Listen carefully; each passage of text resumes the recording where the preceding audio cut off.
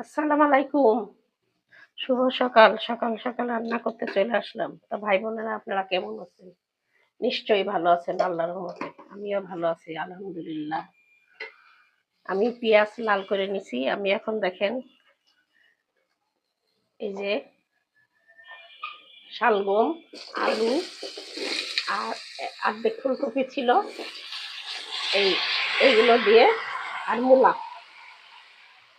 মূলা, ফুলকপি, শালগম, আলু এইগুলো দিয়ে একটা তরকারি চড়াচ্ছি।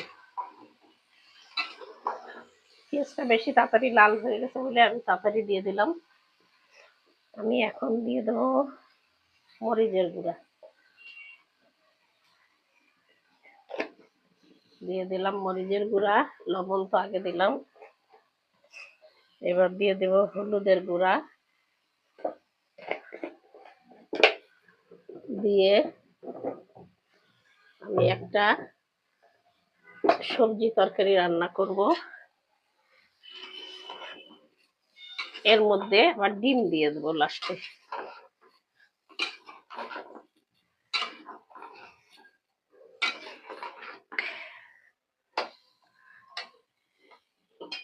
একটু পানি দিয়ে দিই।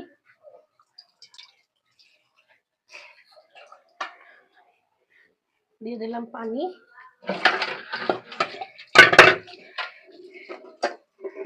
আমি ডিমগুলো সিদ্ধ করছি, আমি বেছে নেবো। ততক্ষণে তরকারিগুলো কষানো হতে থাক।